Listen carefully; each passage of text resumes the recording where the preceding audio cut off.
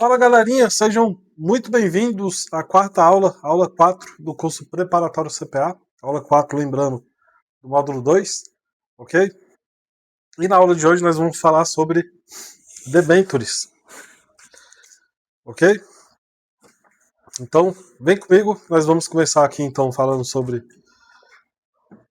debentures, né? Que é a aula de hoje. E nesse desenho aqui que eu trago para vocês, eu vou mostrar para vocês o seguinte. A debenture, né? Ela nada mais é do que um título privado, ok? Onde o investidor, ele, quando ele compra uma debenture, o que ele está fazendo na prática? Ele está emprestando grana. Só que nesse caso, no caso das debentures, ele não está emprestando grana para os bancos, na verdade. Ele está emprestando grana para as empresas, tá? E aí, eu vou citar aqui um exemplo aqui de algumas aqui, ó, por exemplo. Quando é emitida uma debenture, quem faz isso é uma empresa, que a empresa quer captar recursos, e aí pode ser que uma Petrobras, por exemplo, ok? Pode ser uma Gerdau, beleza? Pode ser uma Gol da vida, né? Uma Natura, ok? McDonald's. Então, todas essas empresas, elas podem captar recursos, ok? De investidores por meio do que a gente chama de debenture.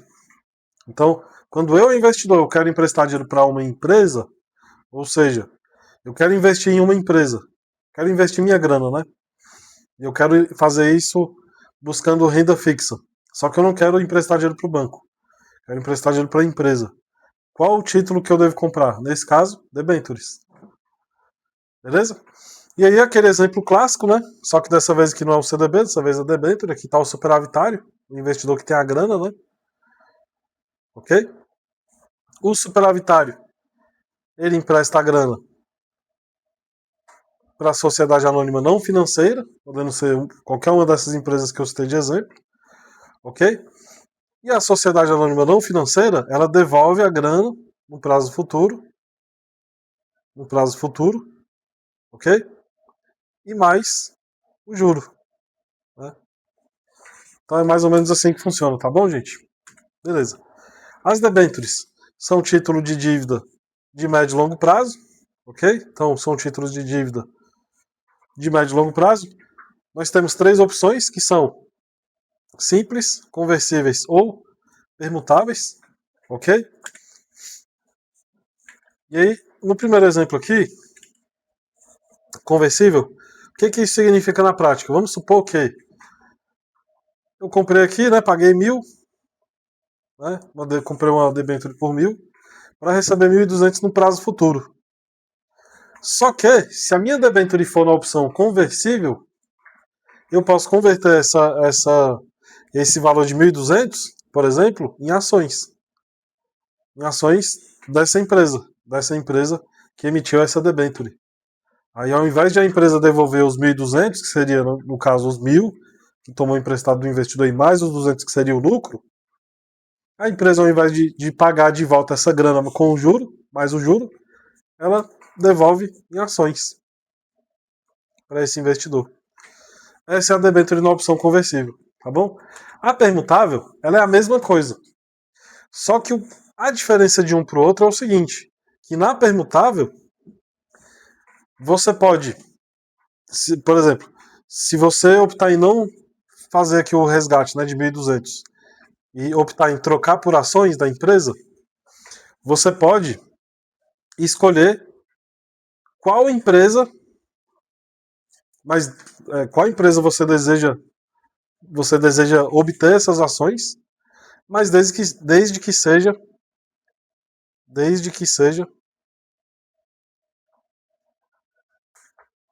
empresa do mesmo grupo conglomerado. Beleza? Então, na prática significa dizer o seguinte. Vamos colocar aqui o Santander. O Santander, dentro dele, tem várias empresas. Tem o Samb, tem GetNet, né? Enfim, tem várias empresas aqui do Santander, certo? Aí o que acontece? Né? Eu coloquei aqui Santander, mas vou colocar outra coisa aqui, porque o Santander é banco, né? Vou colocar aqui. Deixa eu ver aqui. Vamos colocar.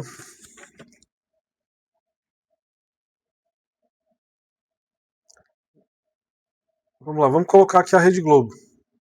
A Globo. Né? A Globo, ela tem o, o que a gente chama de TV Anhanguera, né? Anhanguera. A Globo tem o BBB. A Globo tem. O que mais?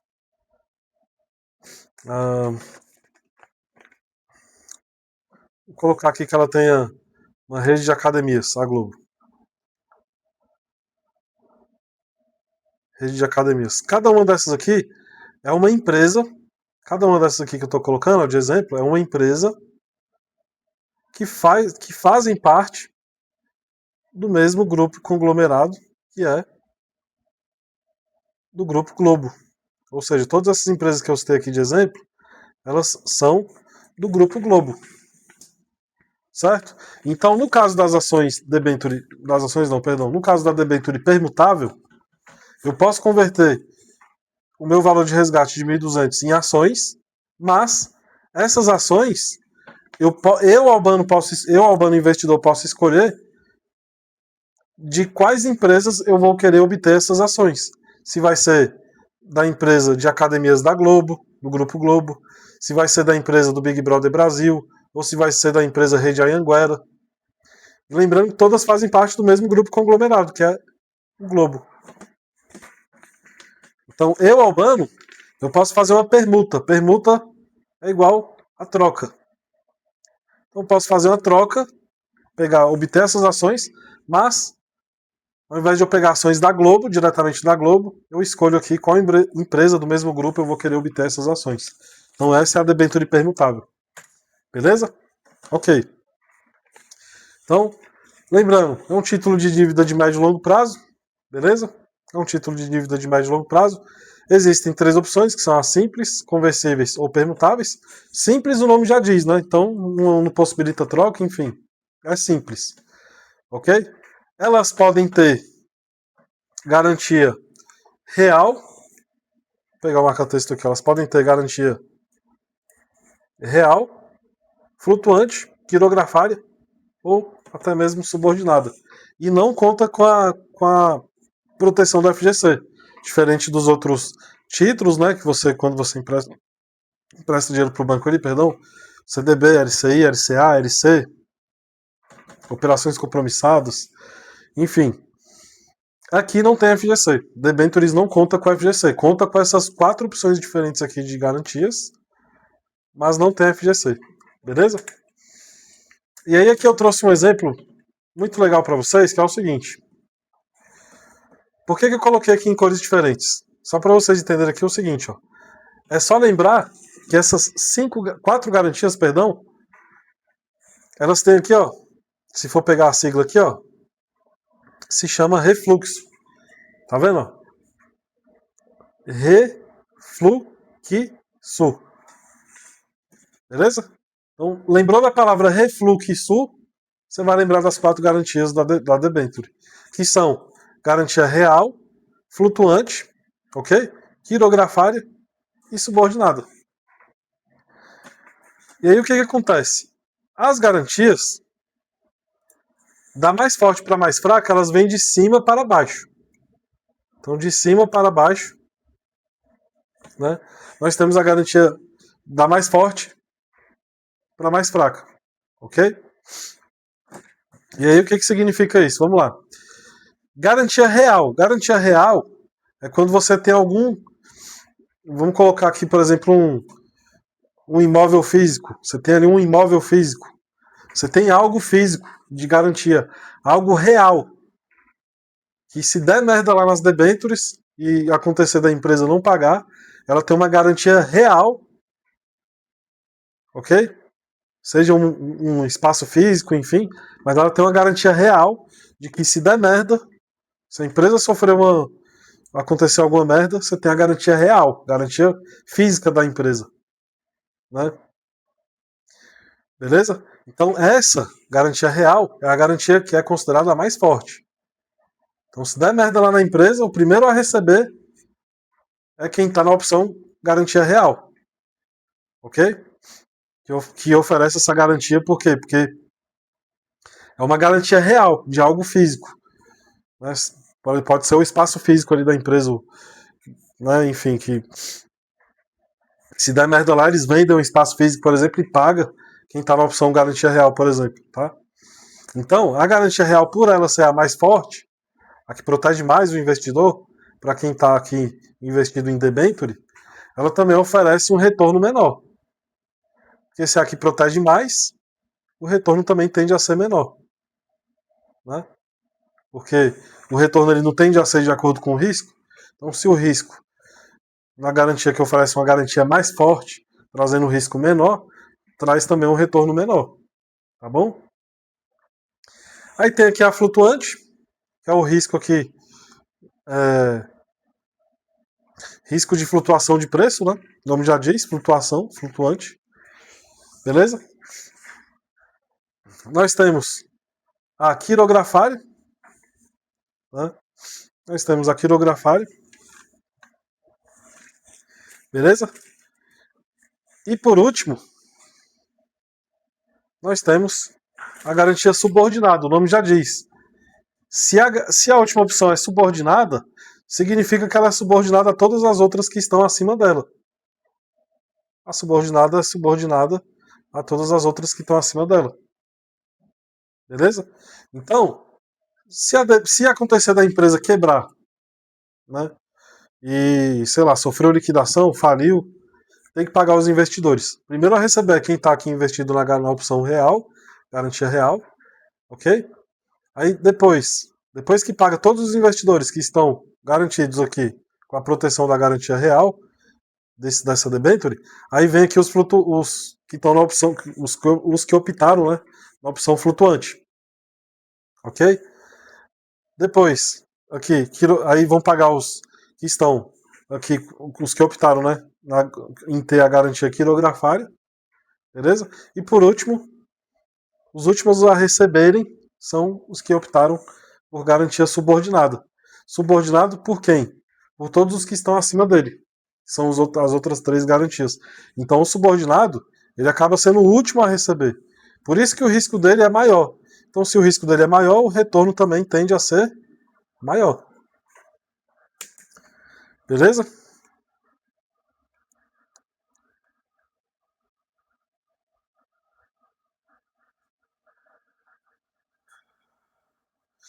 Então vamos lá. Então lembrando, debentures. São títulos de dívida de médio e longo prazo, beleza? Debentures, nós temos três opções: simples, conversíveis ou permutáveis. Pode ter garantia real, flutuante, quirografária ou subordinada. Não tem FGC. E os juros aqui, a forma de pagamento de remuneração é semelhante ao CDB, por exemplo, ao LCI, LCA, que eles podem ser pré, pós ou híbrido. Beleza? E voltando aqui, pessoal, só para vocês entenderem, a, a garantia quirografária, ela não tem uma garantia real específica, como é o caso aqui da garantia real, que é a garantia mais forte, né? Ela não tem uma garantia real específica. Entendeu? Então por isso que ela tende a oferecer juros maiores, retornos maiores, né? Ok? Por quê? Porque ela não oferece garantia real, tá? E na prática o investidor se torna um credor quirografário da empresa. Então, em caso de falência ou recuperação judicial, ele tem direito a receber, mas fica atrás dos credores com garantias reais, né? E os que tem aqui, os que estão na opção flutuante, tá bom? Só para deixar essa parte aqui legal para vocês, beleza? E a garantia real, por fim, né? Lembrando, é uma garantia real. Então, tem bens dados como garantia da empresa, tá? E aí pode ser imóvel, veículo, recebíveis, enfim. Beleza? Debêntures comuns. Debêntures comuns, elas seguem a tabela regressiva. Tá? A tabela regressiva, lembrando, 180 dias, 22,5. Mas a gente vai ver melhor isso nas aulas que vão falar de tributações, né? 181 a 360. Deixa eu só alterar aqui essa caneta.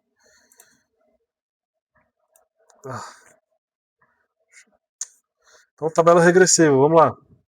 Consegue da seguinte forma: 180 dias, 22,5. 181 a 360, 20. 361 a 720, 17,5. 721 mais 15%. Então, essa é a tabela regressiva que as debêntures seguem, né, para fazer a tributação ali sobre os rendimentos desse título privado, que é, nesse caso, a debênture, tá bom? E já as debêntures incentivadas é isento de imposto de renda para o investidor. Por que é isento? Ora, porque o nome já diz, debêntures incentivadas. Então, quem compra debêntures incentivadas está basicamente aqui financiando projetos de infraestrutura do nosso país, como, por exemplo, viadutos, construção de reforma de aeroportos, né? Fazer ponte, etc. E aí suponha que o governo ele foi lá e deu uma concessão para uma empresa construir um aeroporto, por exemplo. Ok? Aí essa empresa, para captar recursos, para terminar a obra mais rápido e também para até mesmo melhorar o projeto, essa empresa ela pode captar recursos por meio das debêntures. Nesse caso, ela pode emitir debêntures incentivadas para receber apoio nesse projeto dos investidores, que estarão, nesse caso, comprando essas debêntures incentivadas. E, na prática, estarão financiando esse projeto, que é, nesse caso, a construção do aeroporto. E aí, no final, isso é bom. Isso é bom para o crescimento do nosso país, porque um aeroporto ele vai durar o quê? Os próximos 100 anos. Então isso é bom, é benefício para o nosso país, para a nossa economia. Vai gerar empregos, né? Vai gerar mais economia. E no final, né? A gente tem aí uma economia se beneficiando com isso. Então por isso que o nome diz debêntures incentivadas, que é para incentivar o investidor a investir nesse modelo de debênture, nesse modelo de investimento, perdão, para fomentar esses projetos de infraestrutura. Ok? Então é mais ou menos assim que funciona, tá bom? E aí, para a gente fechar essa parte aqui, pessoal, então é o seguinte. Por que o nome diz debêntures incentivadas? Né? Porque nesse modelo aqui de debêntures incentivadas, o investidor ele tem o benefício da isenção de imposto de renda sobre os rendimentos em comparação às debêntures comuns.